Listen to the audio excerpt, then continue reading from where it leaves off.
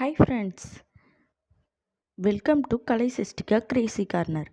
இன்றைக்கி நம்ம பன்னீர் பட்டர் மசாலா தான் செய்ய போகிறோம். அதை எப்படி செய்யலான்னு பார்க்கலாம் வாங்க.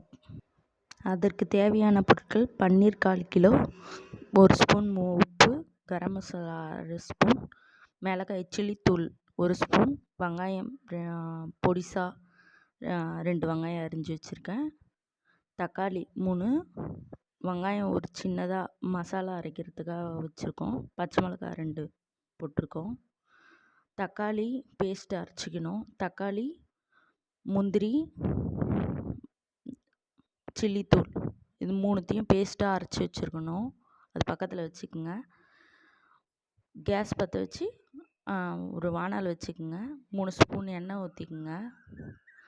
மிளகாய்த்தூள் 1 ஸ்பூன், உப்பு 1/4 ஸ்பூன் போட்டு நல்லா வதக்குங்க. பன்னீர் நல்லா ரோஸ்ட் பண்ணி எடுத்துக்கணும். அப்போ தான் நல்லா சாஃப்டாக இருக்கும் பன்னீர். அதை ரொம்ப சாஃப்டாக ஹேண்டில் பண்ணுங்கள், இல்லைன்னா உடஞ்சிரும். சாஃப்டாக நல்லா ரோஸ்ட் பண்ணி எடுத்துங்க. 1 ஸ்பூன் பட்டர் போட்டுங்க. அதுலேயே பட்டர் மெல்ட் ஆனதும் பட்டை, லவங்கம், ஏலக்காய், பிரியாணி இலை 2 போட்டு நல்லா வதக்குங்க. கறிவேப்பிலை 1 கொத்து, பச்சை மிளகாய் 1 போட்டு நல்லா வதக்குங்க. வெங்காயம் 2 கட் பண்ணி வச்சுருந்தோம்ல, அதையும் போட்டு நல்லா வதக்குங்க. பொன்னிறமாக வதங்கணும்.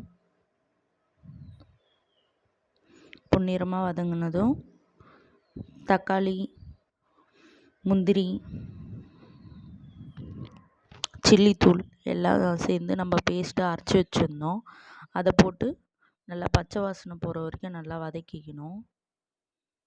முந்திரி எப்பயும் டேஸ்ட்டு தரும். முந்திரி நான் வீடியோவில் காட்டல, நீங்கள் போட்டுக்குங்க.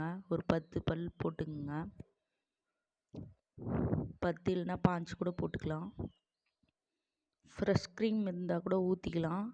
நான் என்கிட்ட ஃப்ரெஷ் க்ரீம் இல்லாததுனால முந்திரி மட்டும் போட்டிருக்கோம். நல்லா பச்சை வாசனை போகிற வரைக்கும் நல்லா வதக்கணும்.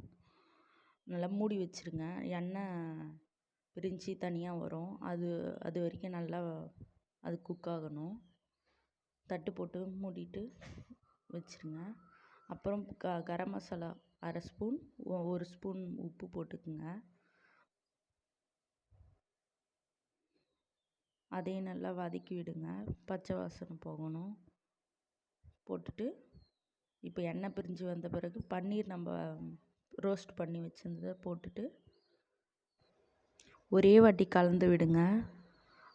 பொறுமையாக கலந்து விடுங்க, இல்லைன்னா பன்னீர் உடையும். அவ்வளோ சாஃப்டாக இருக்கும் பன்னீர். கலக்கிட்டு 2 மினிட்ஸ் மட்டும் அப்படியே விடுங்க. கொத்தமல்லி தூவி அப்படியே இறக்க வேண்டியது தான். தேங்க்யூ ஃபார் வாட்சிங். இந்த வீடியோ பிடிச்சிருந்தால் லைக் பண்ணுங்கள், ஷேர் பண்ணுங்கள், சப்ஸ்கிரைப் பண்ணுங்கள்.